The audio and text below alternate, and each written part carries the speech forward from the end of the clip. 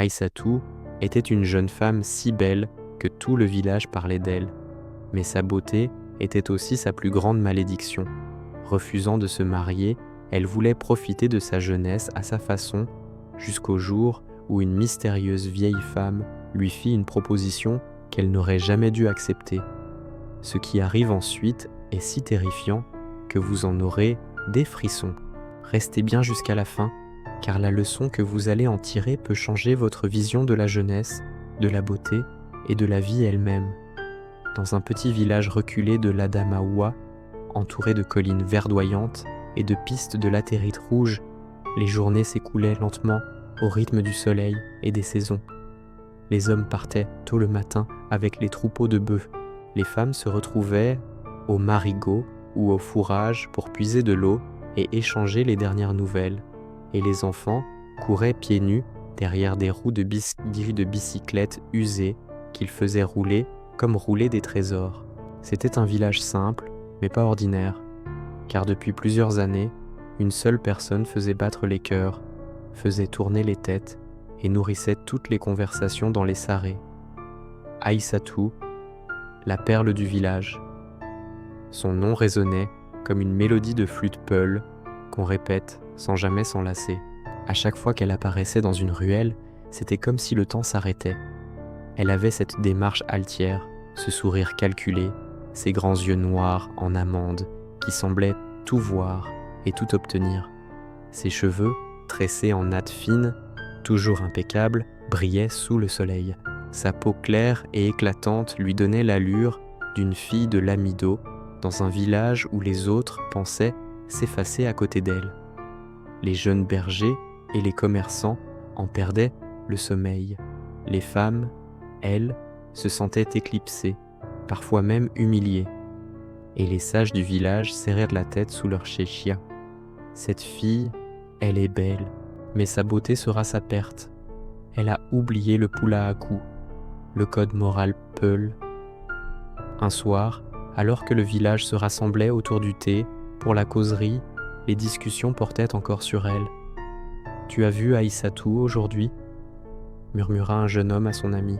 « Oui, quand elle est passée près de la mosquée, j'ai failli lâcher ma natte de prière, » répondit-il en riant. « Si seulement elle pouvait accepter ma noix de cola pour les fiançailles, » soupira un autre. Dans l'ombre, des vieilles femmes prennent la tête. Ces garçons ne comprennent pas. Elle ne veut pas d'un mari. Elle joue avec eux comme on joue avec des cailloux. Et oui, une femme sans foyer est comme une calebasse percée, inutile. Chez elle, sa mère, Dada Fadimata, ne cessait de lui répéter la même chose. Un après-midi, alors qu'Aïssatou ajustait son voile léger devant un petit miroir fissuré, Fadimata entra dans la case. « Aïssatou, ma fille, » commença-t-elle, d'une voix douce mais ferme. « Oui, Dada, » a répondu Aïssatou sans détourner les yeux de son reflet. « Tu as déjà 20 ans. Regarde autour de toi. Tes amis Ramatou et Hafsatou se marient, elles construisent leur foyer. Toi, tu refuses toujours les prétendants. » Aïssatou esquissa un sourire moqueur. « Dada, je suis jeune, je veux profiter. Le mariage, ça peut attendre. Je ne vais pas m'enfermer dans une concession pour empiler le mil et laver les boubous d'un homme. » Fadimata la fixa longuement. Ses yeux fatigués traduisaient à la fois l'inquiétude et la tristesse. « Ma fille, une femme, c'est le foyer. Ta beauté ne sera pas éternelle. Le temps passe plus vite qu'on ne le croit. » Mais Aïssatou éclata de rire. « Le temps ? Regarde-moi, Dada. Les hommes se battent pour moi. Tu crois que ça va s'arrêter ?» Elle ajusta son pagne, sortit dans la cour et laissa sa mère seule, le cœur lourd. Aïssatou ne voulait pas entendre raison. Pour elle, profiter de la jeunesse, c'était collectionner les regards, enchaîner les conquêtes et sentir chaque jour qu'elle était désirée. Un garçon aujourd'hui, un autre demain. Elle n'accepterait jamais de promesses sérieuses. Dès qu'un homme commençait à parler de points ou de mariage, elle disparaissait. Lors des grandes fêtes, de la Tabaski ou du Ramadan, elle était toujours la plus parée, vêtue de tissus qui mettaient en valeur ses formes, défiant la pudeur habituelle. Les griots chantaient et tous les yeux étaient sur elle. Mais derrière ce sourire éclatant, certains commençaient déjà à murmurer. Elle croit que sa beauté va durer éternellement. On verra dans 10 ans quand plus personne ne la regardera. Une femme qui change d'homme comme de foulard, ce n'est pas une femme sérieuse. À 25 ans, Aïssatou n'était plus la même qu'à 18 ans, toujours belle, mais son éclat commençait à faiblir. Les jeunes filles du village, fraîches et naïves, s'attiraient désormais plus de salutations. Au marché, Aïssatou remarquait parfois que les hommes ne la dévoraient plus des yeux.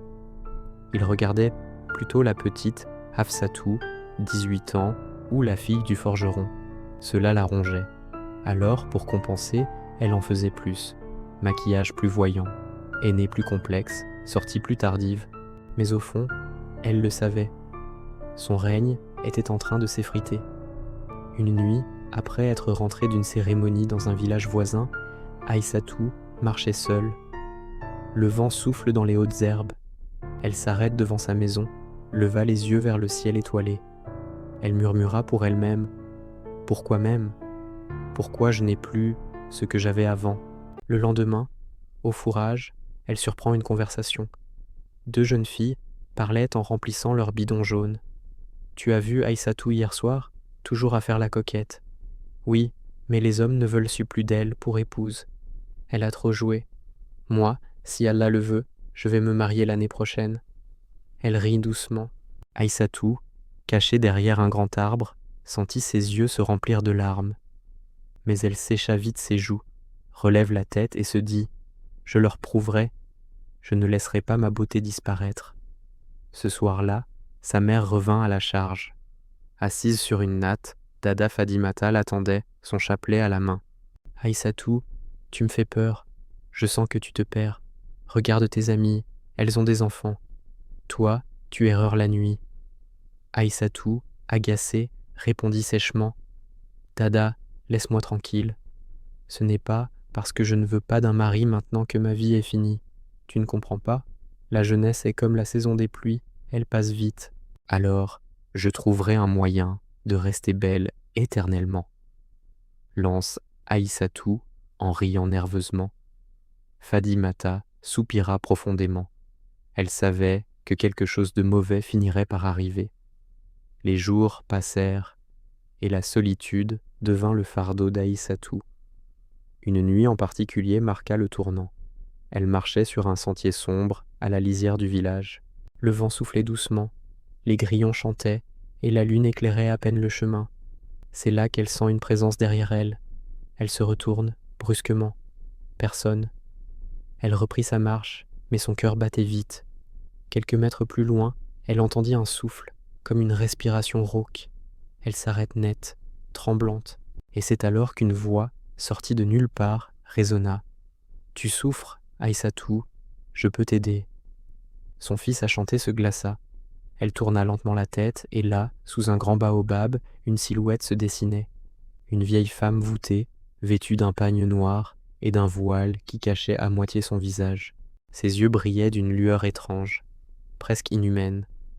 Son sourire révélait des dents rougies par la cola, mais ce sourire semblait pénétrer l'âme. « Qui êtes-vous » balbutia-t-elle. « Une vieille qui sait ce que tu désires. Tu veux retrouver tes 20 ans, n'est-ce pas ?» Le cœur d'Aïssatou bondit. La tentation était immense. « Commentaire » soufflait-elle. La vieille s'approche. « Rien n'est gratuit en ce monde. Tu retrouveras ta beauté, mais à un prix. Chaque homme qui partagera ta natte perdra son étoile. Son souffle, sa vitalité, ils te transféreront. Et toi, tu restes jeune. » Aïssatou recula, effrayée. « Non, c'est de la sorcellerie. Si tu refuses, » ricana la vieille, « tu continues de vieillir, seule, oubliée, comme une vieille peau de chèvre séchée au soleil. » La peur de l'oubli fut plus forte que la peur de Dieu. « J'accepte, » dit-elle dans un souffle. La vieille lui saisit les mains. Un froid glacial traverse le corps d'Aïssatou. Le pacte est scellé. Nourris-le, ou c'est toi qui mourras. Le lendemain matin, Aïssatou se réveilla transformée. Sa peau était lisse, ses yeux vifs, sa jeunesse éclatante. Le village entier fut stupéfait. Les prétendants revinrent, mais la première nuit fut celle de l'horreur. Un jeune commerçant Haoussa, séduit, passe la nuit avec elle. Au matin, Il gisait inerte, vidé de sa force vitale, comme une coquille vide. Aïssatou, terrifiée, dut traîner le corps dans la brousse pour l'enterrer, ses mains manucurées creusant la terre rouge. Les semaines suivantes, le cauchemar continue. Pour rester belle, pour ne pas mourir comme la vieille l'avait prédit, elle devait continuer. Un berger, un voyageur, un voisin. Aïssatou est devenue une voleuse d'âmes. Mais les esprits de ses victimes commencèrent à la hanter. Elle ne dormait plus. Elle entendait des chuchotements. Tueuse, voleuse d'étoiles. Dans le village, la rumeur enflait. On parlait d'hommes disparus, de mauvais génies dans la brousse. Un soir, alors qu'elle rentrait chez elle, sale et hagarde, après avoir enterré une nouvelle victime, sa mère l'attendait. Dada Fadimata était assise, droite, le visage grave. « Où étais-tu, Aïssatou ? Je prends l'air, Dada. » « Ne me mens pas, tes vêtements sont tachés de terre rouge. Et tes yeux, ils sont hantés. Depuis des mois, des hommes disparaissent. Et toi, tu ne vieillis pas. Tu crois que je suis aveugle ?» Aïssatou s'effondra en larmes. « Tu ne peux pas comprendre, Dada. »« Alors explique-moi, » cria sa mère. Aïssatou, brisée par le poids du secret, avoua tout. La vieille femme, le pacte, les vies volées pour sa jeunesse. Fadimata, horrifiée, posa ses mains sur le visage de sa fille. « Oh, ma fille, tu as vendu ton âme pour une apparence. Si seulement tu avais compris que la vraie beauté est dans le cœur et la piété. » Cette nuit-là, Aïssatou s'endormit, épuisée par ses aveux, la tête sur les genoux de sa mère qui priait pour elle. Mais à l'aube, un cri déchira le silence du sarré. Dada Fadimata hurlait. Les voisins accourent. Sur la natte, Aïssatou n'était plus la jeune femme éclatante. Son corps s'était figé dans une posture de vieillarde centenaire, ridée, desséchée, comme si toutes les années volées l'avaient rattrapée en une seule nuit. Ses yeux étaient ouverts, vides, fixant l'invisible. Le pacte avait été rompu par l'aveu, et la mort avait repris ses droits. On entrera Aïssatou rapidement, sans grande cérémonie, car la peur régnait.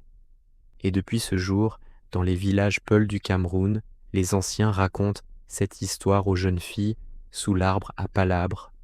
Ils terminent toujours par ces mots. La beauté est un prêt d'Allah qui se fane comme une fleur, mais les choix que l'on fait marquent l'âme pour l'éternité. Profiter de sa jeunesse, c'est préparer son avenir, pas le détruire.